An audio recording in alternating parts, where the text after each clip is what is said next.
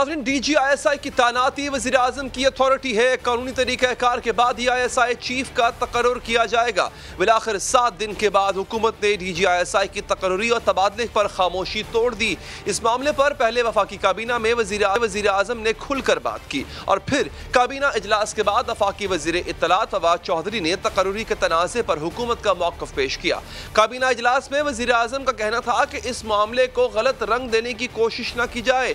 हम एक पेज पर हैं और मामला खुशउस्लूबी से जल्द हल हो जाएगा। वज़ीर आज़म के इस मौक़िफ़ से न सिर्फ तनाज़े की तस्दीक हो रही है बल्कि इस बात की भी तस्दीक हो रही है कि ISI चीफ के तबादले पर अभी तक तनाज़ा बरकरार है। काबीना के इजलास के बाद वफाकी वज़ीर इत्तलात फवाद चौधरी ने भी अहम तैनाती का मामला अभी तक हल न होने की खबर दी और कहा कि DGISI की तैनाती और तबादले के मामले पर गुज़िश्ता रात वज़ीर आज़म और आर्मी चीफ के दरमियान अहम और तवील मुलाकात हुई। साथ में उन्होंने ये बावर कराया कि DGISI की तकर्रुरी वज़ीर आज़म का इख्तियार है और इसके लिए कानूनी तरीक़ाकार ही अपनाया जाएगा। रात को वज़ीर आज़म साहब की और chief of army staff general Qamar Bajwa की बहुत तवील नशिस्त हुई और नए DGISI की तकर्री के लिए जो कानूनी तरीका है वो इख्तियार किया जाएगा। उसके ऊपर भी दोनों का इत्तफ़ाक़ राय है। उसमें जो अथॉरिटी है वो वज़ीर आज़म की है। एक तरफ कानूनी तरीक़ाकार को नोटिफिकेशन में ताख़ीर की वजह बताया जा रहा है, मगर दूसरी जानिब PTI की चीफ विप ऑफिसर और वज़ीर आज़म के मावन खुसूसी आमिर डोगर ने आज नदीम मलिक के प्रोग्राम में ये इंकशाफ किया कि बात सिर्फ तरीक़ाकार के इख्तलाफ तक महदूद नहीं बल्कि वज़ीर आज़म मौजूदा DGISI लेफ्टिनेंट जनरल फैज़ हमीद को कुछ 6 माह मज़ीद ISI चीफ बरकरार रखना चाहते थे।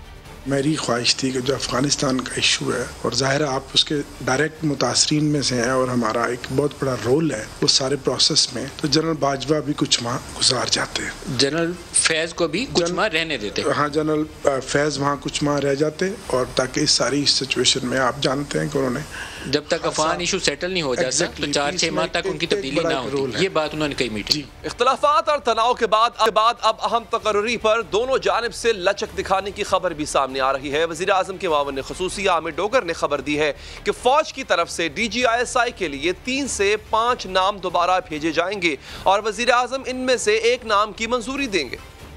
सारी तकरीबन एक अच्छे माहौल में सेटल्ड हुई और अब प्रोसेस ये होगा कि समरी वापस जाएगी, 3 या 5 नाम वहाँ से दोबारा नाम आएंगे मिनिस्ट्री ऑफ डिफेंस से जी थ्रू प्रॉपर चैनल और फिर उसमें से एक नाम जो है वो प्राइम मिनिस्टर मंजूरी करके जी।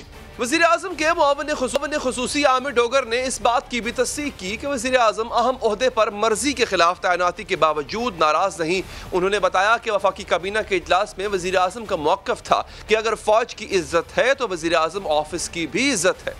मिनिस्टर ने ये कहा कि मेरी कोई ईगो नहीं है, वो एक चीफ एग्जीक्यूटिव ऑफ कंट्री हैं, अवाम के मुंतखब इस ऑफिस की वज़ीर आज़म है और आर्मी चीफ और उस ऑफिस की भी अपना एक एहतराम है, एक इज्जत है, फौज की भी इज्जत है। तो प्राइम मिनिस्टर ऑफिस गुज़िश्ता एक हफ्ते से हुकूमत और अस्करी इदारे के दरमियान एक तैनाती पर तनाव जारी है। गुज़िश्ता हफ्ते ISPR ने प्रेस रिलीज में ऐलान किया था कि मौजूदा DGISI लेफ्टिनेंट जनरल फैज़ हमीद का तबादला करके कोर कमांडर पेशावर तैनात किया गया है और उनकी जगह core commander Karachi lieutenant general Nadeem Anjum को DGISI लगाया गया। लेकिन ISPR के ऐलान के बाद वज़ीर आज़म ऑफिस से DGISI की तैनाती का नोटिफिकेशन जारी नहीं किया गया और सूरत हाल ये है कि आज की तारीख तक भी ये नोटिफिकेशन नहीं जारी हो सका है और अब हुकूमत ने खुद आकर तनाज़े की तस्दीक कर दी है और तशवीश की बात यह है कि अभी तक ये तनाज़ा कायम है। इसी पर मजीद बात करेंगे, हमारे साथ मौजूद हैं सीनियर ज़ैनिगार जनाब सलीम साफ़ी साहब, मगर पहले बात करेंगे हमारे साथ वक्त वज़ीर मुमलिकत बराए इत्तलात जनाब फ़ारूक हबीब साहब। फ़ारूक साहब शुक्रिया आपके वक्त का। फ़ारूक साहब ये इस वक्त सूरत हाल है क्या, ये मामला यहाँ तक पहुँचा क्यों और ये जो एक कहा जा रहा है कि अब कानूनी तरीक़ाकार इख्तियार किया जाएगा, ये हुकूमत कहने की कोशिश क्या कर रही है कि जो इससे पहले तरीक़ाकार इख्तियार किया गया क्या वो कानूनी नहीं था? तरीक़ाकार का तो जो मामला है वो तो पूरा ड्यू कोर्स जो प्रोसेस है वो तो फॉलो करना पड़ता है। पाकिस्तान के कानून और पाकिस्तान के आइन के अंदर जो है वो बड़ा वाज़ेह है और प्राइम मिनिस्टर साहब की जो है उस हवाले से अथॉरिटी है और ड्यू प्रोसेस जो है वो फॉलो होगा और उसके बाद जो है वो तैनाती का अमल जो है वो मुकम्मल हो जाएगा। तो सर ये मतलब कंट्रोवर्शियल क्यों हुआ ये तैनाती का अमल? क्योंकि जब आर्मी चीफ ने तैनात कर दिया तो बाद में क्यों ख्याल आया कि नहीं ये तो ड्यू प्रोसेस के साथ नहीं हुआ? क्योंकि हमारी इत्तलात के मुताबिक ये जो कंसल्टेशन है ये तो कई महीनों से चल रही है between army cheap and prime minister. देखें, वो तो जो आपकी इत्तलात क्या है क्या नहीं है उसका तो मुझे मालूम नहीं है, लेकिन बुनियादी तौर के ऊपर आपके इल्म में है कि मैं समझता हूँ कि पाकिस्तान की जो फौज है, पाकिस्तान की अमन की जमानत है, पाकिस्तान की दफा की जमानत है, और मौजूदा हुकूमत भी जो है वो जो इक़दाम हैं इस हवाले से उनको सिविल गवर्नमेंट और जो हमारी मिलिट्री है, जो आर्मी है, उन्होंने बेहतरीन जो है वो एक वर्किंग रिलेशन जो है वो काम को जारी रखे हुआ है। तो मैं समझता हूँ कि जब इस किस्म की तैनाती होती है तो उस मौका के ऊपर जो वज़ीर आज़म के साथ जो एक इख्तियार है उनका, वो उन्हीं के पास है, और मैं समझता हूँ कि उसके मुताबिक जो है वो प्रोसेस के तहत जो है वो तमाम चीजें जो है वो मुकम्मल हो जाएंगी। जो जिस अमल के हवाले से, इस तैनाती के हवाले से एक सोशल मीडिया के ऊपर और बाकी जगहों के ऊपर लोग अपनी अपनी क्या सराइयां अपने अपने गुमान कर रहे थे, तो मैं समझता हूँ कि उसके ऊपर आज वो प्रोसेस बड़ा वाज़ेह हो गया है और उसके ऊपर आगे जो है वो तैनाती अमल मुकम्मल। अच्छा फारूक साहब, आज ये बात फवाद चौधरी साहब ने भी की, आप भी कर रहे हैं कि आर्मी चीफ और वज़ीर आज़म साहब के दरमियान बड़ा अच्छा वर्किंग रिलेशनशिप है, बड़े करीबी हैं एक दूसरे के। सर अगर इतना ही अच्छा रिलेशनशिप है और इसमें यकीनी तौर पे होगा, इसमें कोई शक नहीं है, तो सर ये तैनातियां पहले डिस्कस नहीं की गई थी वज़ीर आज़म साहब से, ये नोटिफिकेशंस जारी करने से पहले, प्रेस रिलीज जारी करने से पहले?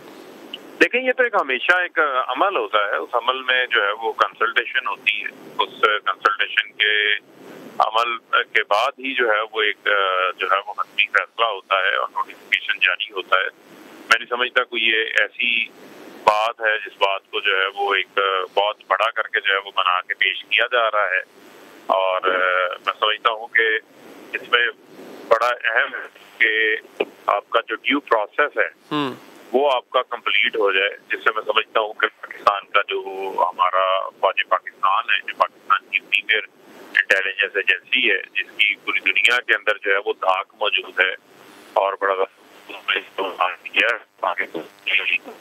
ठीक। अच्छा फारूक साहब, आप चूंकि वज़ीर इत्तलात हैं, आपकी कही हुई बात जो है वो ऑफिशियल मानी जाएगी। मैं ठीक, आपकी कही हुई बात ऑफिशियल मानी जाएगी क्योंकि आपके पास वजारत ऐसी है। आमिर डोगर साहब ने एक टीवी प्रोग्राम में कहा कि जी वज़ीर आज़म साहब रिटेन करना चाहते थे मौजूदा जो मतलब जनरल फैज़ को एज DGISI, तो इस वजह से जो है वो ये मामला हुए हैं। यानी ये मामला ड्यू प्रोसेस ऑफ लॉ का नहीं, ये मामला जो है वो प्राइम मिनिस्टर साहब की उस ख्वाहिश का है कि वो मौजूदा DGISI को ही रिटेन करना चाहते थे एज DGISI। देखिए, मैं समझता हूँ कि जो अफगानिस्तान की सूरत हाल दरपेश है और जो पाकिस्तान को जो बैरून मुल्क से जो सिक्योरिटी चैलेंजेस का सामना है, सारे हवाले से जो जनरल फैज साहब हैं उन्होंने बड़ा जबरदस्त काम किया है, और मैं समझता हूँ कि उसमें आर्मी चीफ का भी क्रेडिट है और प्राइम मिनिस्टर इमरान खान की पॉलिसी के साथ ही जो है वो पाकिस्तान की अफवाज भी साथ खड़ी हुई। यानी यही बात है जो बात आमिर डोगर साहब ने की, आप इसकी तायद कर रहे हैं? मैं आ रहा हूँ जी, मैं आ रहा हूँ उस जाने। जहाँ तक रहेगी बात जो तैनाती का अमल है, तैनाती के अमल के ऊपर हम इधर उधर की क्या सराइयों में न जाएं। मैं समझता हूँ कि जो इदारा है, इदारे की जो तैनाती है, उस तैनाती का जो ड्यू कोर्स है, जो अमल है, जो कानून और आइन में लिखा हुआ है, उसको हमें मैं समझता हूँ कि फॉलो करना चाहिए। अच्छा नहीं सर, देखिए बात यह है कि ये बात आपके मामले खुसूसी ने कही है, मतलब मैंने कही होती है, किसी और ने कही होती है, इसको आप कयास राय कह सकते थे, लेकिन मामले खुसूसी अगर ये बात कर रहे हैं तो कहीं ना कहीं तो ये बात डिस्कस हुई है। और जो कल की जो मैं बात आपको कर रहा हूँ, मैं आपको ऑफिशियल बात कर रहा हूँ, जो आज फवाद चौधरी ने भी बात की है, उसी बात को जो है वो आपके सामने जो है वो दोहरा रहा हूँ। बिल्कुल ठीक। अच्छा आखिर में सर ये बताइएगा फारूक साहब कि ये कब तक मामला हल हो जाएगा, मतलब क्या और इसका हल होगा क्या? इसका हल नोटिफिकेशन की सूरत में होगा या सूरत हाल जो नोटिफिकेशन से पहले की थी उस पे चीजें चली जाएंगी? ये उसका हल होगा क्या और कब तक होगा? देखिए, ये तो तैनाती का अमल है और जैसी प्रोसेस मुकम्मल होगा ये तैनाती का अमल भी जो है वो मुकम्मल हो जाएगा। इस हवाले से मैं समझता हूँ कि जो प्राइम प्रोसेस है और वो इस हवाले से चीजों को देख रहा है और वो तमाम चीजों को फॉलो भी कर रहे हैं। और तैनाती यही होगी सर या उससे मुख्तलिफ होगा? देखें, मैं समझता हूँ कि ये मुकम्मल होगा अमल, आपके सामने आ जाएगी सारी तफसीलात। क्या फारूक साहब, बहुत बहुत शुक्रिया आपके कीमती वक्त का। बात करते हैं सीनियर सहाफ़ी जनाब सलीम साफ़ी साहब से। साफ़ी साहब, गुफ्तगू आपने भी सुनी फारूक हबीब साहब की। एक चीज़ मुझ पे तो वाज़ेह नहीं हो पाई, आप शायद समझ पाए हो कि ये मामला यहाँ तक पहुँचा कैसे। एक इदारे के सरबराह, उनका इस्तेहकाक है, उनका इख्तियार है, उनका मैंडेट है, उसके बावजूद इस पूरी सिलसिले को कंट्रोवर्शियल बना दिया गया। ये यहाँ तक मामला आखिर पहुँचा कैसे? कि अली, मेरे ख्याल में जो मामला जितना भी अगर उसका इशू बन गया, हालांकि न ये इशू था, ना तनाज़ा था, ना कोई आईनी बहरान था, तो वो हुकूमत की नाअहली या बदनीयती की वजह से उसको एक क़ज़िये की शक्ल दे दी गई। वजह उसकी ये है कि देखें, जो मेरी इत्तलात हैं उसके मुताबिक जो बंदा यहाँ से जा रहा है, ये सब कुछ भी उनकी कंसल्टेशन और उनके गुड फेथ पे किया गया था कि वो एलिजिबल हो जाए 1 साल बाद। फिर ये बात भी गलत है कि कोई प्राइम मिनिस्टर को इल्म नहीं था या कोई वो ऑन बोर्ड नहीं थे। मसलन आपको क्या हफ्ता डेढ़ पहले इल्म नहीं था बतौर जर्नलिस्ट कि ये हो रहा है? क्या मुझे इल्म नहीं था? क्या दूसरे को नहीं था? तो अब पता नहीं कि आखिरी दिन में क्या हुआ है। वो कुछ चीज़ें हैं जिसको हम डिस्कस नहीं कर सकते, क्योंकि लोग फिर कहते हैं कि जी वो ज़ाती ज़िंदगी या घरेलू ज़िंदगी से मुतालिक बातें हो जाती हैं। तो आई डोंट नो कि उधर से कुछ हुआ है, लेकिन आखिरी वक्त में फिर प्राइम मिनिस्टर साहब ने उसको एक इशू बना दिया और नोटिफिकेशन के उसमें ये ताख़ीर की गई। अच्छा साहब, ये जो आपने अभी एक और बात की है, ये क्या मतलब आप ये कहना चाह रहे हैं कि ये कोई जज्बाती डिसीजन है इमरान खान साहब का? बस मैं ये नहीं, एक तो दिलों का हाल अल्लाह जानता है कि क्या, लेकिन देखें ये बात मानने वाली नहीं है। और ये हमारे भी इल्म में था कि प्राइम मिनिस्टर साहब को पहले से इल्म था, इस पे डिस्कशन भी हो चुकी थी कि क्या क्या पोस्टिंग होने वाली है। अब पहली बात तो ये है कि ये कोई इतना आईनी तकाजा भी नहीं है। ज़ाहिरी बात है कि मिलिट्री का अपना एक सिस्टम है और उसके मुताबिक जो है किसी भी ट्रांसफ़र पोस्टिंग का इख्तियार वो आर्मी चीफ के पास है। दूसरी बात ये भी थी कि ये भी वाज़ेह था कि पहले से उस पर डिस्कशन हुई थी। तीसरी बात ये भी कि अगर प्राइम मिनिस्टर की इस हवाले से कोई हसासियत थी तो वो ये उनका और आर्मी चीफ का कोई रिलेशन भी ऐसा नहीं था कि कोई राब्ता नहीं हो सकता था, कोई रोज़ाना की बुनियाद पर राब्ता हो सकता था। उन्होंने इनको बड़ा फ्रेंडली एक माहौल दिया हुआ है। उससे पहले भी कई मुलाकातें उनकी हो चुकी थी, तो उनके ज़रिए भी बात वो उसमें बात हो सकती थी। अब एन आखिरी वक्त पे क्या हुआ है कि जिसकी वजह से प्राइम मिनिस्टर साहब ने पहले वो स्टांस ले लिया और नोटिफिकेशन करने में वो ताख़ीर कर दी। अब उसके बाद भी आप देखें कि नेक्स्ट डे जो कैबिनेट कमेटी या नेशनल सिक्योरिटी की मीटिंग थी, तो उसमें भी उनको एक बार फिर ये मौका मैसर आया कि आर्मी चीफ भी वहाँ पे अवेलेबल थे और उनके यानी पीएम हाउस में तशरीफ़ लाए थे, बाकी सर्विसेज चीफ भी थे, तो ये मसला तो उधर भी वो किया जा सकता था। तो मेरे ख़्याल में तो अब दिलों का हाल अल्लाह जानता है, नीयत क्या थी, नाअहली थी, कोई दिल में और ख्वाहिश थी, लेकिन ये बात ऑब्वियस है कि मामला वहाँ हुकूमती साइड ही की तरफ से ख़राब किया गया था। अगर ये सब कुछ पहले से मतलब इस पे बात हो रही थी साफ़ी साहब, तो फिर ये कहना आज फवाद चौधरी साहब ने कहा कि जी इसको कानूनी तरीके से हल किया जाएगा, तो अगर ये तमाम मामलात इस पे पहले से मशावरत, गुफ्तगू या यूँ कह लें कि वज़ीर-ए-आज़म साहब के नॉलेज में थे, तो फिर ये रंग क्यों दिया जा रहा है कि जो पहले हुआ वो गैर कानूनी था, जो अब होने जा रहा है वो कानूनी होगा? नहीं, मेरे ख्याल में कन्फ्रंटेशन का बाकी नहीं रहा। कन्फ्रंटेशन की तरफ जा सकता था, लेकिन एक तो जिस शख्सियत को मौजूई बहस बनाया गया, तो मेरी इत्तलात ये है कि ख़ुद उस शख्सियत ने भी इस मामले को सॉल्व करने में बुनियादी किरदार अदा किया और उन्होंने भी हुकूमती साइड पे वाज़े कर दिया कि वो तो मुकर्ररा तारीख़ पे जहाँ उनकी पोस्टिंग हुई है तो अपने मिलिट्री डिसिप्लिन के मुताबिक वो वहाँ पे चार्ज लेने जाएंगे।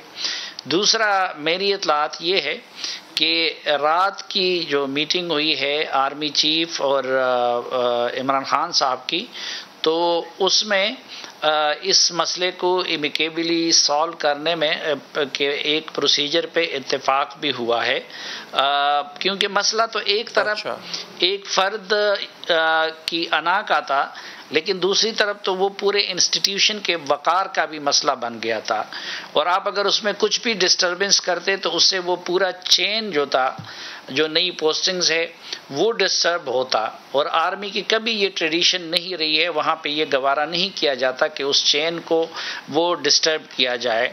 तो मेरे ख्याल में उस पर हो सकता है कि जल्दी ना हो, 1-2 दिन लग सकते हैं, लेकिन जो ये ख़दशा ज़ाहिर किया जा रहा था कि ये तनाव से कोई टकराव की तरफ मामला जा सकता है, तो मेरे ख्याल में उस तरफ मामला नहीं जाएगा कि इसको हल किया जाएगा और एक प्रोसेस के तहत हल किया जाएगा। तो मतलब बाहर आके फिर ये क्यों कहा जा रहा है? वज़ारत इत्तलात कहती है जनाब कि अभी हल होगा, मतलब इसके हल की तरफ हम जाएंगे। अगर मामला तय पा गए हैं मीटिंग में, तो फिर ये अगेन हुकूमत की तरफ से तासुर क्यों नहीं मिल रहा कि मामला तय पा गए हुए हैं? और क्या दोनों फरीक जो है वो पीछे हटने को तैयार हैं अपने अपने मौक़िफ़ से? देखें, अब मैंने तो आपसे अर्ज़ कर लिया ना कि एक तो ये है कि ये मामला एक फरीक जो है जहाँ से अपॉइंटमेंट्स हुई हैं, तो वो तो उनका अपना मैंडेट भी है और उनका इख्तियार भी है। दूसरा ये चलो हम मॉरली कह सकते हैं, हम डेमोक्रेटिकली ये कह सकते हैं कि जी वज़ीर आज़म की मुशावरत और वो ज़रूरी है, लेकिन कानूनी तौर पर इस हद तक जो है वो कोई ये वज़ीर आज़म का उसी तरह का इख्तियार भी नहीं है जिस तरह आर्मी चीफ की तकर्रुरी का होता है या फिर जॉइंट चीफ की तकर्रुरी का होता है। तो वहाँ से तो फ़ैसले को वापस लेने का या तब्दील करने का कोई रास्ता ही नहीं था और वो कोई दिया भी नहीं जा रहा था। लेकिन मेरे ख्याल में जो सलूशन है या जिस चीज़ पे इत्तेफाक किया गया है उसमें प्राइम मिनिस्टर साहब के लिए भी एक फेज सेविंग का रास्ता निकाला गया है। अच्छा, अब आखिर में मुझे ये बताइएगा कि इससे पहले भी एक मामला हुआ था, वो आर्मी चीफ, मौजूदा आर्मी चीफ की एक्सटेंशन का मामला था, बड़े आराम से हल हो सकता था। उसको भी गवर्नमेंट ने एक अजीब किस्म का तनाज़ा बना दिया, उसको कंट्रोवर्शियल बना दिया, और इस मामले को भी जब बड़े आराम से ये मामला सुलझ सकता था और ये हो सकता था, इसको भी कंट्रोवर्शियल बना दिया गया। तो सर, ये इस सूरत हाल के बाद, चूंकि गवर्नमेंट बार बार क्लेम करती है कि मिलिट्री एस्टैब्लिशमेंट, गवर्नमेंट एक पेज पर है, बार बार मिलिट्री एस्टैब्लिशमेंट को घसीट लाना और उनके डिसीजंस को कंट्रोवर्शियल बनाना, क्या इसके बाद भी दोनों फरीक एक पेज पर रहेंगे? मेरे ख्याल में वो अभी इसके बाद भी कुछ अरसे के लिए एक पेज ही रहेगा। एक तो ये है कि पाकिस्तान में फ्यूचर के बारे में आप कोई प्रिडिक्शन नहीं कर सकते। ये तज्जिया और प्रेडिक्शन तो उस सूरत में हो सकती है कि जिस मुल्क में गेम के रूल्स मालूम हो। यहाँ पे तो गेम के कोई रूल्स नहीं हैं और अफराद के ख्वाहिशात और इक़दामात और तरजीहात के मुताबिक मामलात बदलते हैं। मसलन आज से अगर 10 दिन पहले आप और मैं डिस्कशन कर रहे होते तो आप कतन ये एक पेज वगैरह का सवाल ही ना लाते, क्योंकि पिछले 2-3 जो सूरत हाल रही तो आज से 10 दिन पहले ये किसी के वहम गुमान में भी नहीं था। तो बाज़ औक़ात एक चीज़ें ट्रिगर कर जाती हैं, लेकिन इसी तरह की मिसहैंडलिंग आपने देखा कि आर्मी चीफ के एक्सटेंशन के नोटिफिकेशन पे भी हुआ था, लेकिन उसके बाद हमने देखा कि 2 साल हो गए लेकिन एक पेज बरकरार है। तो वो आगे जाके खुसूसन हुकूमती कंडक्ट पे मुनहसर होगा कि उस कंडक्ट के मुताबिक कि वो एक पेज बरकरार रहता है या नहीं रहता। साफी साहब, बहुत बहुत शुक्रिया आपके कीमती वक्त का। आगे बढ़ेंगे नाज़रीन, हुकूमत के किए की कीमत एक बार फिर आवाम को भरना पड़ेगी, क्योंकि हुकूमत ने LNG के बर वक्त सौदे नहीं किए। सस्ती LNG खरीदने के मौके बार बार ज़ाया किए, महंगी LNG खरीदने के रिकॉर्ड पर रिकॉर्ड बनाए, पाइपलाइन की कैपेसिटी नहीं बढ़ाई, टर्मिनल की कैपेसिटी नहीं बढ़ाई, और अब मुल्क में गैस का खौफनाक बहरान दस्तक दे चुका है। पाकिस्तान के सबसे ज़्यादा शहरी जो है वो इस वक्त गैस का बहरान का सामना कर रहेंगे। खाना पकाने के लिए लकड़ियां इकट्ठी कर लें, LPG के सिलेंडर और चूल्हे खरीद लें, इन सिलेंडरों में गैस भी भरवा लें, क्योंकि जैसे जैसे सर्दी आएगी वैसे वैसे पाइपलाइन से आने वाली गैस गायब हो जाएगी। खबरें ये आ रही हैं कि सुई नॉर्दर्न गैस पाइपलाइन ने सर्दियों में गैस की 15-15 घंटे तवील लोड शेडिंग का शेड्यूल तैयार कर लिया है। शेड्यूल के मुताबिक नाश्ता, दोपहर और रात के खाने के औकात में 3-3 घंटे के लिए प्रेशर के साथ गैस दी जाएगी, जबकि दीगर औकात में गैस की सप्लाई मुअत्तल रहेगी। और वजह इसकी यह है कि मुल्क में जो कुदरती गैस दस्तयाब थी वो कम हो चुकी है। कुदरती गैस की कमी पूरी करने के लिए LNG का सहारा लिया जाता है, लेकिन मुल्क में LNG की भी किल्लत पैदा हो चुकी है। LNG की किल्लत पैदा होने की वजह यह है कि हुकूमत ये गैस खरीदने के सौदे बर वक्त नहीं कर सकी। जब हुकूमत को ये सौदे करने का होश आया उस वक्त बहुत देर हो चुकी थी। जब हुकूमत LNG खरीदने को तैयार हुई उस वक्त कोई कंपनी इसे बेचने को तैयार नहीं थी। खबर के मुताबिक दिसंबर और जनवरी में 4 LNG कार्गोज की खरीदारी के लिए 11 अक्टूबर तक बोलियां तलब की गई थी, लेकिन किसी कंपनी ने LNG देने के लिए कोई बोली ही नहीं दी। और इसकी वजह यह है कि दुनिया में LNG की तलब बढ़ चुकी है। ममालिक ने LNG की खपत के अंदाजे लगाकर 6 माह पहले, यानी 6 माह पहले, हम अक्टूबर में सौदे करने की कोशिश कर रहे हैं, लोगों ने 6 माह पहले सौदे कर लिए थे। 8 अप्रैल को ब्लूमबर्ग ने खबर दी कि LNG के खरीदार ममालिक ने अभी से, यानी अप्रैल 2021 से ही सर्दियों के लिए LNG खरीदना शुरू कर दी थी। चीन ने तो अगले साल फरवरी के लिए 35 कार्गो अप्रैल में ही खरीद लिए थे, जबकि हुकूमत पाकिस्तान अभी अक्टूबर तक भी बोलियां ही तलब कर रही है और ये बहाने भी बना रही है कि हमने सौदे तो कर लिए थे लेकिन नैब के डर से नहीं की। जो गैस के सौदे होते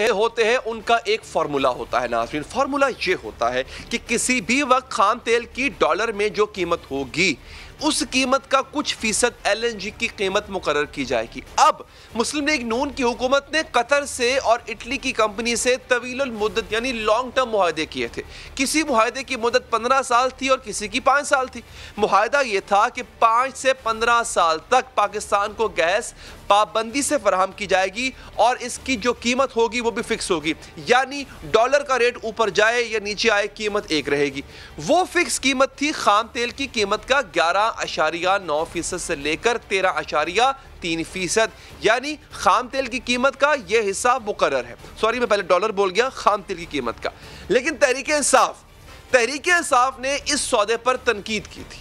गैस का कॉन्ट्रैक्ट साइन किया कतर से। उस टाइम पे जो गैस थी कतर जो बिक रही थी उसका देख ले, और इन्होंने कॉन्ट्रैक्ट कितने पे साइन किया, बीच में इन्होंने पैसा बनाया। उसके बाद आज 15 साल का कॉन्ट्रैक्ट कर दिया। 15 साल का कॉन्ट्रैक्ट है कतर से। आज जो गैस मिल रही है हमें वो 40% कम पैसे पे मिल रही है। हम वो ले ही नहीं सकते क्योंकि इन्होंने हमें कॉन्ट्रैक्ट पे फंसा दिया। हम तो इनकी चीजों में फंसे हुए हैं। इसी वजह से तहरीक इंसाफ हुकूमत ने इजाफी गैस के लिए कोई तवील मुद्दत मुआहदा यानी लॉन्ग टर्म मुआहदा नहीं किया, बल्कि स्पॉट प्राइस यानी मौके पे जो प्राइस होगी खाम तेल की उसके 11 और 9% के हिसाब से सौदे किए।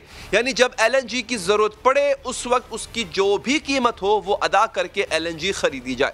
तहरीक इंसाफ हुकूमत मुसलसल ये मौक़िफ़ देती रही कि पाकिस्तान को तो साल के सिर्फ चंद माह इजाफी गैस दरकार होती है, फिर तवील मुद्दत के सौदे क्यों किए जाएं।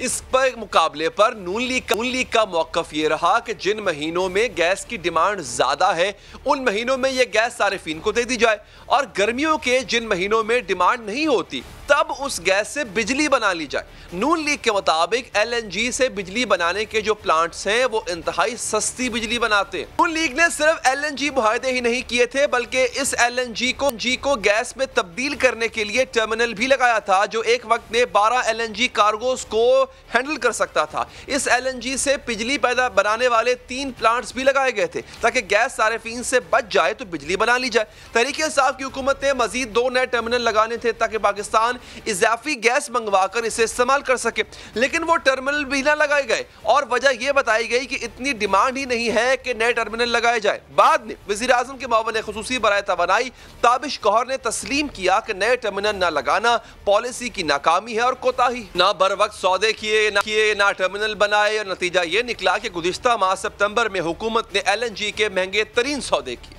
खाम तेल के 30% पर LNG खरीदी, यानी वो LNG जो नून लीग खाम तेल के 11 से 13% तक खरीद रही थी, उस कीमत से 17% महंगी LNG खरीदी और खाम तेल की कीमत बढ़ चुकी हुई थी।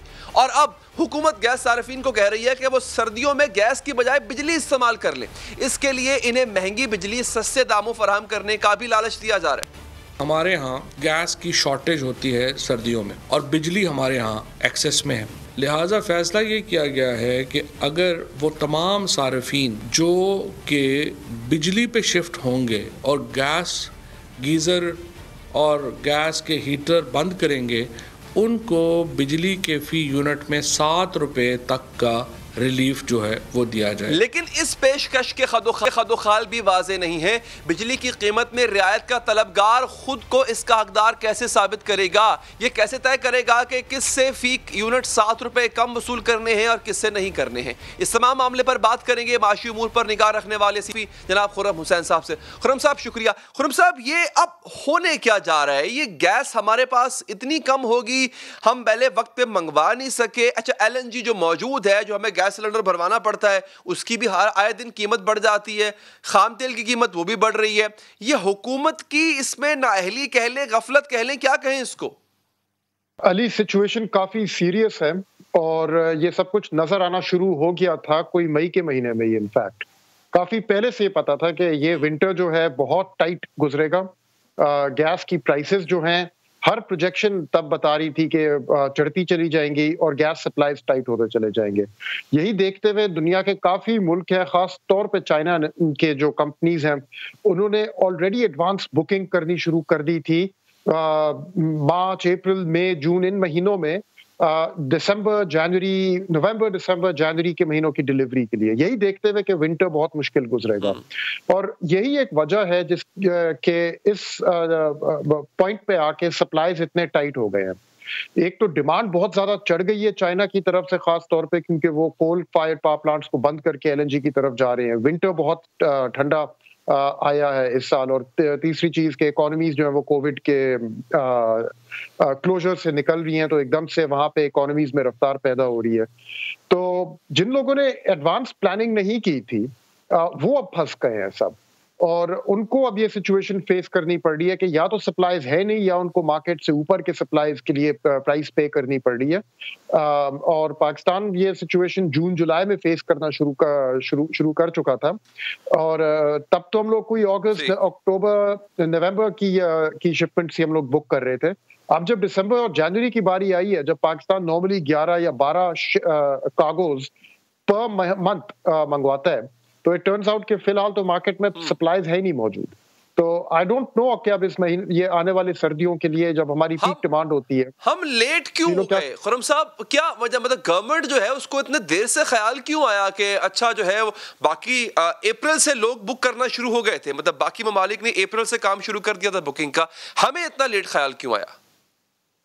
ये आई डोंट नो अली, ये काफी बड़ी मिस्ट्री है कि काफी कोई ऑलमोस्ट 3 सालों से ये सिलसिला चल रहा है कि LNG की जो कार्गोज को जब बुक कर रहे हैं ये लोग, तो हमेशा बहुत लेट कर रहे हैं। कई दफा तो इनफैक्ट लेस देन कोई 10 दिन की डिलीवरी डेट दे रहे हैं उनको, सप्लायर्स को। ये एक मिस्ट्री है और इसका भी क्लियर जवाब हमें नहीं मिल रहा। कभी कुछ कहा जा रहा होता है, कभी कुछ। आप देख लें कि एक दफा जैसे पेट्रोलियम और पावर सेक्टर के ऑफिशियल्स दोनों नेशनल असेंबली की कमेटी के सामने थे, तो पेट्रोलियम वालों ने उनको बताया नेशनल असेंबली को कि भाई हम लोग इनसे पावर डिमांड फोरकास्ट मांगते हैं ताकि हम लोगों को आइडिया हो कि कितनी कार्गोज हमें बुक करनी होंगी विंटर के महीनों में। तो जो ये डिमांड फोरकास्ट में भेजते हैं वो फिर आगे जाके चेंज हो जाता है। और पावर डिवीजन के जो लोग बैठे थे वो कहते हैं ऐसा बिल्कुल नहीं है, हमने कोई अपने डिमांड फोरकास्ट चेंज नहीं किया। तो यानी कि नेशनल असेंबली कमेटी के सामने बैठ के दोनों आपस में एक दूसरे के ऊपर ब्लेम डाल रहे थे। अब कुछ क्लियर बात समझ नहीं आ रही कि ये डिलेज बार बार इस तरह से क्यों हो रहे हैं। लेकिन अक्टूबर में आके अगर आप दिसंबर के लिए कार्गोज मंगवाएंगे और 15 दिन की वैलिडिटी डेट देंगे, उस जो भी बिड्स आपको मिलेगी या तो बहुत महंगी होंगी और इस सिचुएशन में तो बिल्कुल मिली भी नहीं। तो मेरे ख्याल में कुछ हद तक ये वर्ल्ड मार्केट अगले चंद महीने खासतौर पर जो पीक मंथ्स होते हैं लाइक दिसंबर जनवरी, उनमें अब होगा क्या? गैस नहीं होगी और ये जो कहा जा रहा है कि जी आप बिजली इस्तेमाल कर लें, क्या बिजली को ये इतना सस्ता कर पाएंगे कि काम सारिफ उसको चूल्हा जलाने के लिए ये गैस या जो हीटर होता है वो जलाने के लिए इस्तेमाल कर सके? अच्छा, पहली चीज ये बात दुरुस्त नहीं है कि गैस होएगी ही नहीं, गैस कम होएगी, लेकिन जो लॉन्ग टर्म कॉन्ट्रैक्ट साइन हुआ है कतर के साथ, उसके तहत तो गैस डिलीवरी चलती रहेंगी। तो वो कोई तकरीबन मैंने जो देखा था अभी 2019-20 में दिसंबर जनवरी में 6 कार्गोज आई थी पर मंथ उसके थ्रू, जहां पे डिमांड कोई 12 कार्गोज की थी। ये मैं बात कर रहा हूँ पिछले दिसंबर जनवरी की। तो कुछ तो गैस आएगी वहां से, और कुछ अभी रिपोर्ट्स ये भी हैं कि मई के महीने में उन्होंने बुक करने की कोशिश की है कतर के थ्रू, जो नया long term agreement PTI government ने साइन किया है। तो वो भी नवंबर दिसंबर में, अगर if those reports are true, तो 4 कार्गोज वहां से भी बुक हुई भी हैं, तो वो नवंबर और दिसंबर में भी आ जाएंगी। तो कुछ हद तक तो होएगी गैस, लेकिन कोई तकरीबन 400 MMCFT गैस की शॉर्टेज होएगी। अच्छा खुर्रम साहब, ये एक आपने बड़ा अच्छा जिक्र किया कि इनका लॉन्ग टर्म मुआहदा अभी कतर के साथ हुआ है। पीटीआई वाज द पार्टी जो कि थ्रू आउट नून लीग के किए गए लॉन्ग टर्म कॉन्ट्रैक्ट्स पर तनकीद करती आई है, और होता यह था कि वो चूंकि एक फिक्स्ड प्राइस पर होते थे लॉन्ग टर्म, और ये कहते थे जनाब हमने स्पॉट प्राइसेस पे लेना, जो भी उस वक्त प्राइस होगी जब डिमांड बढ़ेगी। तो सर इसका हल अब आपको भी यही लगता है कि लॉन्ग टर्म मुआहदे पीटीआई को करने पड़ेंगे? क्योंकि अभी आपने कोट किया, एक मुआहदा तो उन्होंने किया है, और वो जो लॉन्ग टर्म मुआहदे होंगे सर वो फिक्स्ड प्राइस पर ही करने पड़ेंगे। जी हाँ, लाजिम करने पड़ेंगे, क्योंकि पाकिस्तान एक वो उन मुल्कों में से है जिसकी एक परसिस्टेंट डिमांड है गैस के लिए। जैसे हमारी अपनी domestic gas fields Aahista Aahista deplete हो रही है, Pakistan increasingly is becoming dependent on imported gas. तो जिस हिसाब से पाकिस्तान की डिपेंडेंस अब इंपोर्टेड गैस के ऊपर इंक्रीज कर रही है, अब इस मुल्क के पास कोई ऑप्शन नहीं है but to enter into more long term arrangements to secure stable supplies, क्योंकि आप इतनी इंपॉर्टेंट अपने फ्यूल को स्पॉट मार्केट्स के ऊपर नहीं छोड़ सकते। अब आप देख लें, पिछले साल 2020 में जब स्पॉट मार्केट्स में प्राइस गिरी है, तो गवर्नमेंट ने शोर मचाना शुरू किया कि ये लॉन्ग टर्म एग्रीमेंट से ज्यादा सस्ती तो हमें स्पॉट मार्केट्स पे मिल रही है, तो ये लॉन्ग टर्म एग्रीमेंट हमने क्यों साइन किया था। आज वही लॉन्ग टर्म एग्रीमेंट जो है उसके थ्रू हमें ऑलमोस्ट हाफ नहीं तो 1/3 पे प्राइस पे गैस मिल रही है, और spot markets as of today तो खाली हो चुकी हैं, वो तो आप बिड करने के लिए तैयार नहीं है आपके साथ। तो वही स्पॉट मार्केट्स जो पिछले साल आप मिसाल अपनी बना के सामने लेके आ रहे थे, आज उनके हाथों इस मुल्क को बहुत बुरी मार पड़ रही है। तो आई थिंक इससे यही सबक सीखना है कि स्पॉट मार्केट्स के ऊपर आप मुल्क को छोड़ नहीं सकते, इतना इम्पोर्टेंट। आपको स्टेडी सप्लाईज की जरूरत है, और वो study supplies long term agreement के थ्रू ही मिल सकते हैं। एंड आई थिंक जब भी ये LNG प्राइस का स्पाइरल नीचे आना शुरू होगा, तो the right time was last year, जब 2020 में तो तमाम सप्लायर्स तमाम मुल्कों के पीछे भाग रहे थे लॉन्ग टर्म एग्रीमेंट्स लेके, लेकिन अब तो मुश्किल हो गया। लेकिन जब भी ये स्पाइरल नीचे आएगा तो अगली हुकूमत को भी लॉन्ग टर्म एग्रीमेंट साइन करने पड़ेंगे, और बेहतर होगा कि उनको इस तरह से कॉन्ट्रोवर्शियल ना बनाया जाए। ठीक है खुर्रम साहब, बहुत बहुत शुक्रिया, आपके कीमती वक्त का एक वक्फा लेते हैं। वक्फे के बाद आपको बताएंगे कि पंजाब भर में डेंगू ने दोबारा सर उठा लिया, हुकूमत कहां थी, अब से पहले क्या कर रही थी, इस पर बात होगी। इसके साथ साथ आपको बताएंगे कि पेंडोरा और पनामा पेपर्स में फर्क क्या है। वक्फे के बाद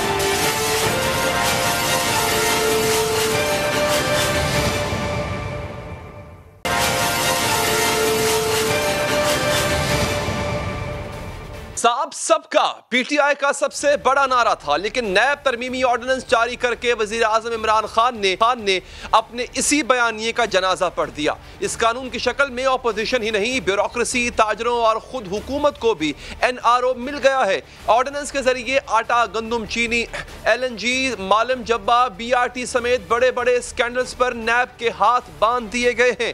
हुकूमत के एहतसाब बयानिए की इस कमजोरी का नतीजा यह है कि पनामा लीक्स पर एहतसाब और इस्तीफों का मुतालबा करने वाली पीटीआई पेंडोरा लीक्स पर हीलों बहानों से काम ले रही है। पनामा लीक्स के मामले पर जो कुछ नून लीग की हुकूमत के साथ किया गया था और जो इकदामात नून लीग की हुकूमत ने किए थे, आज वो मंजर दूर दूर तक नजर नहीं आ रहा। पेंडोरा लीक्स में वज़रा और अहम शख्सियात की ऑफशोर कंपनियों का मामला सामने आने के बाद वज़ीर आज़म इमरान खान ने ऐलान किया था कि पेंडोरा पेपर्स की तहकीकात की जाएंगी और कार्रवाई की जाएगी, और इसके अगले ही दिन वज़ीर आज़म इमरान खान ने पेंडोरा पेपर्स की तहकीकात के लिए वज़ीर आज़म मुआयना कमीशन के तहत एक तहकीकाती सेल बना दिया था। यानी वज़ीर आज़म अपने काबीना के लोगों के खिलाफ तहकीकात के खुद इंचार्ज होंगे। इसी बात पर अपोजिशन को एतराज़ है, इसीलिए हुकूमत के इस इकदाम को मुस्तरद किया जा रहा है, बल्कि मुतालबा किया जा रहा है कि जैसी तहकीकात पनामा पेपर्स के लिए की गई थी वैसी ही तहकीकात पेंडोरा पेपर्स की भी होनी चाहिए।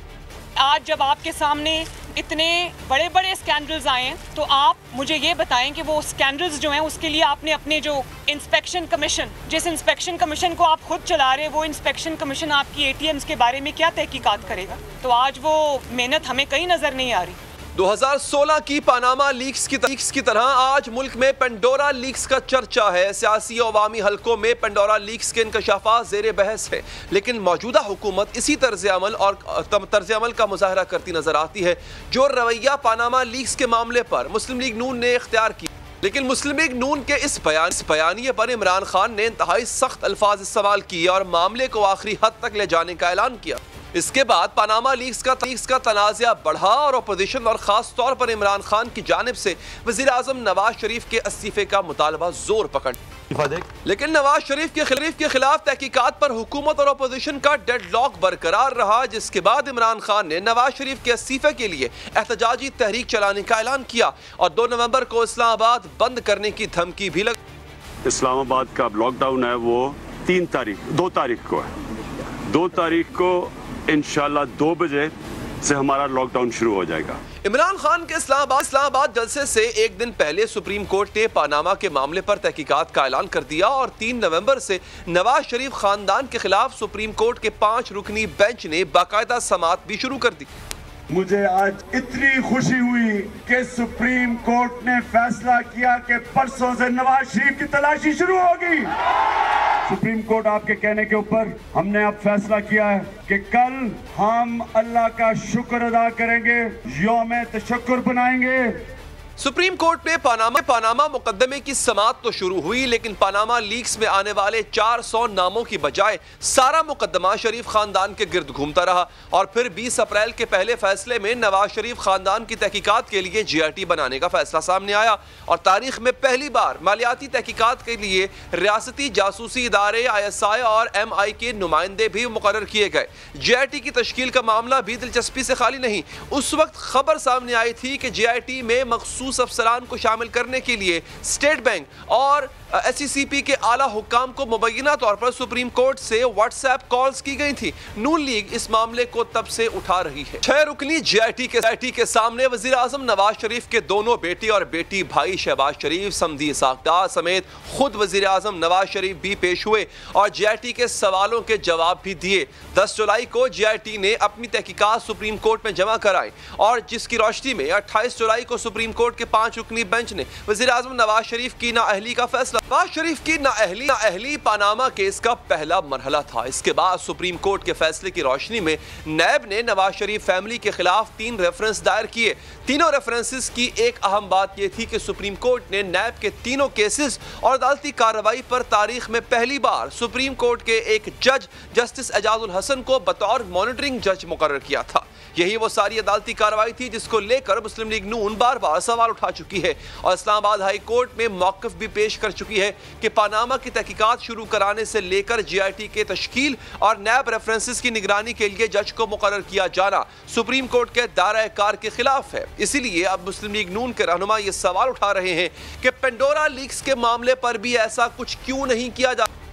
आज मैं पूछना चाहती हूँ कि ये पेंडोरा पेपर्स और ये जो बाकी इतने बड़े बड़े स्कैंडल्स आ रहे हैं, तो आज कहाँ है GIT? आज कहाँ है वो दरखास्त गुजार? उसको कौम ढूंढ रही है जो GIT जो पनामा साजिश केस को लेकर गया था, पनामा पेपर्स को लेकर गया था अदालत में। आज कौम उस दरखास्त गुजार को ढूंढ रही है और आज कौम उस जस्टिस खोसा को भी ढूंढ रही है जिन्होंने इमरान खान साहब को कहा था कि लाएं दरखास्त मेरे पास, हम सुनते हैं, क्योंकि दरखास्त का फैसला तो पहले ही हो चुका हुआ था। तो आज कहाँ है वो JIT? एक जानिब पानामा केसेस की सारी अदालती कार्रवाई पर सवाल लगाए जा रहे हैं, साबिक चीफ जस्टिस साहिबान के किरदार पर उंगलियां उठाई जा रही हैं। साथ ही पेंडोरा लीक्स के मामले पर PTI की हुकूमत और इमरान खान से इस्तीफों की वही मुतालबे किए जा रहे हैं जो वो पानामा लीक्स के मामले पर नून लीग की हुकूमत में किया करते थे। तब भी मामला ऑफशोर कंपनियों का था, आज भी मामला ऑफशोर कंपनीज का है। काबीना के कई अरकान की ऑफशोर कंपनियां सामने आ चुकी हैं, लेकिन वज़ीर आज़म इमरान खान ने उनमें से किसी को भी ओहदे से नहीं हटाया, जबकि इंक्वायरी भी किसी खुद मुख्तार इदारे से कराने के बजाय खुद हुकूमत कर रही है। खैर आगे नाज़रीन, मुल्क में कोरोना के साथ साथ डेंगू भी पूरी शिद्दत से हमला आवर हो चुका। डेंगू मरीजों की तादाद में मुसलसल इजाफा होता जा रहा है, अस्पताल भरते जा रहे हैं, लेकिन इस वबा का फैलाव रोकने के लिए हुकूमत के इकदामात नाकाफी नजर आते हैं। यही डेंगू 2011 में भी आया था और बहुत शिद्दत से आया था। उस वक्त इस वबा का भरपूर मुकाबला किया गया था, इसे खत्म किया गया था। उस वक्त की हुकूमत पंजाब ने 36 अजला के 17 महकमों को डेंगू के तदारुक के लिए इस्तेमाल किया। इन अलग अलग महकमों की आपस में राब्ता कारी का डिजिटल निज़ाम बनाया गया। किसी महकमे को कहा गया सूबे में इन इलाकों की निशानदही की जाए जहां डेंगू का लार्वा मौजूद है और जहां से डेंगू फैल रहा है। किसी महकमे के जिम्मे इन तमाम इलाकों में स्प्रे करना लगाया गया। किसी महकमे को जिम्मेदारी दी गई कि इन तमाम अवामिल का तदारुक करें जो डेंगू फैलाव के जिम्मेदार हैं। किसी महकमे को कहा गया कि आवाम को बताएं कि उन्होंने पानी जमा नहीं होने देना ताकि डेंगू मच्छर की अफजाइश रोकी जा सके। किसी महकमे को कहा गया कि वो जाकर देखें अवाम उन हिदायत पर अमल भी कर रहे हैं या नहीं। वज़ीर आला पंजाब खुद घर घर जाकर अवाम को आगाह करते थे, इनसे वबा के तदारुक में अपना किरदार अदा करने के लिए कहते। अवाम का फ़र्ज़ है, मेरी बहनों का, भाइयों का, तालिब इल्मों का और बेटियों का, इनका फ़र्ज़ है कि घरों में, दुकानों में, ये पंक्चर लगाने वाली दुकानों में, टायरों वाली दुकानों में, हर जगह ये आपको अपना फ़र्ज़ अदा करना होगा। अगर फ़र्ज़ अदा करेंगे मिलकर तो इंशाल्लाह इस वबा पर हम कंट्रोल पा लेंगे। महकमा सेहत को मरीजों के इलाज के लिए फाल किया गया। लेबॉर्ट्रीज ने डेंगू टेस्ट की कीमत बढ़ाई तो इन्हें पाबंद किया गया कि वो सिर्फ 90 रुपए में डेंगू टेस्ट करेंगे। जिस फर्द के जिम्मे जो भी काम था उसने वो काम करके इसकी तस्वीर बनाना होती थी। तस्वीर जिस जगह ली गई और जिस वक्त ली गई इसका डाटा भी जमा किया जाता था। किसने कहाँ पर काम किया इसकी तस्वीरी सबूत इसे फराहम करना होता था। इस वबा से मुकाबले के लिए अब बाकायदा सेंटर्स ऑपरेटिंग प्रोसीजर्स तैयार किए गए। वज़ीर आला के दफ्तर में एक क्राइसिस मैनेजमेंट सेंटर बनाया गया जहां बैठकर तमाम सूरत हाल मॉनिटर की जाती थी। इस वबा से मुकाबला करने के लिए करने वाले मुख्तलिफ महकमों को अहकामात जारी किए जाते थे। वज़ीर आला पंजाब सुबह 6 बजे मीटिंग के लिए जाते थे। उस मीटिंग में 40 के करीब इंतजामी सेक्रेटरीज, 13 मेंबरान कौमी असम्बली और 26 मेंबरान सूबाई असम्बली मौजूद होते थे। वज़ीर आला पंजाब की तब की कारकर्दगी उनके नाकद भी आज भी तारीफ करते हैं। उस वक्त नाज़रीन स्पेशल ब्रांच और इंटेलिजेंस ब्यूरो को जिम्मेदारी दी गई थी कि वो फील्ड में होने वाले काम पर रिपोर्टिंग करें, यानी ये बताएं कि मुख्तलिफ महकमों और उनके एहलकारों को जो फ़राइज़ दिए गए हैं वो ये दुरुस्त तरीके से अंजाम दे रहे हैं या नहीं। तिब्बी मुआवनत के लिए सेंटर सीनियर प्रोफेसर डॉक्टरों और मुश्तमिल टीम की मदद ली जाती थी।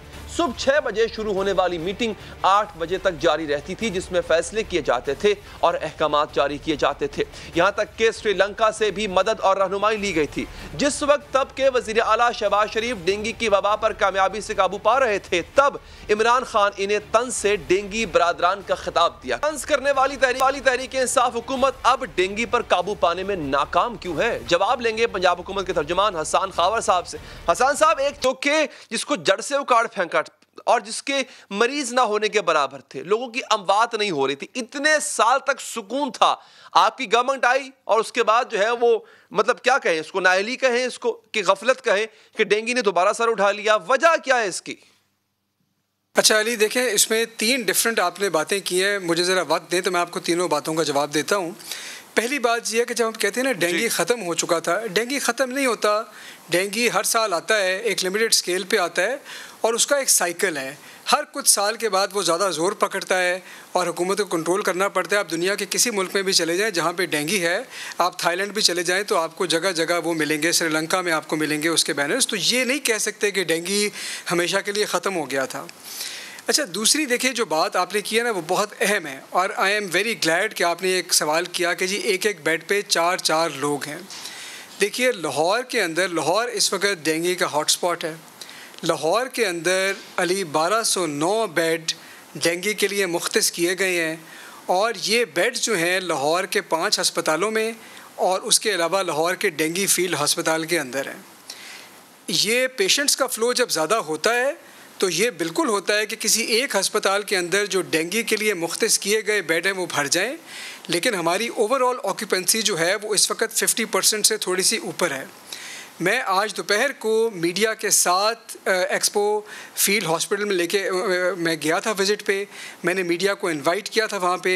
मीडिया ने ख़ुद जाके देखा है कि वहाँ पे गालिबन 40-45 मरीज़ हैं और बाकी बेड तैयार हैं। लाहौर की इंतज़ामिया, लाहौर के हस्पताल इस वबा से निपटने के लिए पूरी तरह तैयार हैं। तो ये बिल्कुल गलत है कि लाहौर में बेड्स जो हैं वो नहीं रहे, और मैं चाहता हूँ इसमें सिर्फ एक देखिए पॉलिटिकल जो बातचीत है ना, ये जना अस्पताल की फुटेज चल रही है जहाँ पे हम आज हमारी टीम गई थी, हम दिखा रहे हैं कि 4 लोग पड़े हुए हैं सर, और ये वो जना हॉस्पिटल है सर जहाँ से जो लाहौर के हॉटस्पॉट्स हैं वहाँ से मरीज सर यहाँ पर लाए जाते हैं। एक बात, दूसरी बात ये सर, सवाल असल में ये था कि यहाँ तक नौबत आई क्यों। आपकी बात ठीक है, डेंगू खत्म नहीं होता। जब मैंने कहा कि खत्म हो गया, इसका मुराद है कि लोग अब उससे इफेक्ट होना, मतलब लोगों का उससे इफेक्ट होना कम हो गया हुआ था। इक्का दुक्का केस कोई आया करता था, लोग मर नहीं रहे थे, लोग इससे असरअंदाज नहीं हो रहे थे। अब होता क्या है सर कि सर्वेलेंस स्टाफ जो है वो कोरोना पे लगा दिया जाता है। मुझे खुद याद है हमारे घरों में लोग आया करते थे आज से 2 साल पहले और पूछने आया करते थे कि जनाब आपके यहाँ कोई पानी खुला तो नहीं पड़ा हुआ, यहाँ पे लार्वा तो नहीं बन रहा है। मुझे नहीं याद 2 साल से कोई घर मेरे आया हो या किसी भी मेरे अजीज के जानने वाले के घर आया हो कि पूछने के लिए कि जनाब लार्वा है कि नहीं है। तो सर ये नेग्लिजेंस हुई तो यहाँ तक सिचुएशन पहुंची ना सर। अच्छा अली, अगर आप मुझे इजाज़त देना मैं आपके इस सवाल पे आता हूँ, लेकिन मैं थोड़ा सा हॉस्पिटल के बेड्स पे 2 मिनट आपके लेना चाहता हूँ, क्योंकि ये लोगों की वेलफेयर के लिए है, इससे लोगों को फ़ायदा होगा। देखिए, एक तो मैं आपको ये बताना चाहता हूँ कि ये जो लाहौर के कुछ अस्पताल है ना, आज मेयो अस्पताल में, जिना में और गालिबन गंगाराम में शायद डेंगू वाली कैपेसिटी फुल हुई थी, लेकिन मैं आपको पहले ये बताना चाहता हूँ कि अगर ये अस्पतालों के अंदर कैपेसिटी फुल ना हो तो लोग फिर ये कहेंगे कि जी अभी तो इनके बेड्स भी पूरे नहीं हुए और आपने एक डेंगू फील्ड अस्पताल बना दिया है।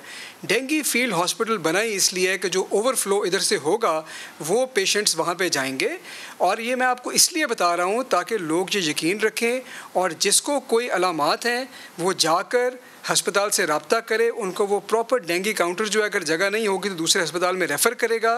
उसकी वजह यह है कि अगर हमने ये गलत मैसेज फैलने दिया कि जगह नहीं है तो लोग कहीं हेल्थ वाले सिस्टम से घबरा ना जाएं।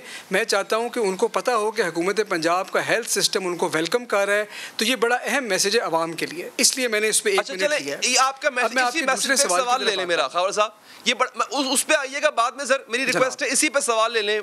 पंजाब गवर्नमेंट का हेल्थ सिस्टम अगर इसको केटर करने के लिए रेडी है सर, तो मुझे बताएं ये डेक्स्ट्रॉन जो दवाई जो सबसे अहम दवाई है इसके लिए, डेंगू पेशेंट के लिए, ये ड्रिप होती है, मतलब इसमें एक इंजेक्शन होता है, आपको पता ही होगा इसका, ये शॉर्टेज क्यों है इसकी, ये फिर क्यों नहीं वक्त पे मंगाई गई? रिपोर्ट्स हैं कि इस दवाई की फिलहाल अस्पतालों में कमी पाई जाती है।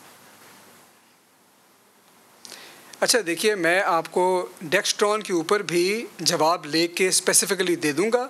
मेरे पास इस वक्त आपके स्पेसिफिक सवाल का जवाब नहीं है कि डेक्स्ट्रॉन की क्या स्टॉक पोजीशन है, लेकिन अभी जब मैं आज डेंगू फील्ड अस्पताल में गया हूँ वहाँ पे लोगों ने इस किस्म के और ठीक है। आसान साहब, वक्त चुके ख़त्म हो चुका है, बहुत बहुत शुक्रिया आपके कीमती वक्त का। प्रोग्राम यहाँ पर ख़त्म हो जाता है, दीजिए इजाज़त, अल्लाह निगहबान।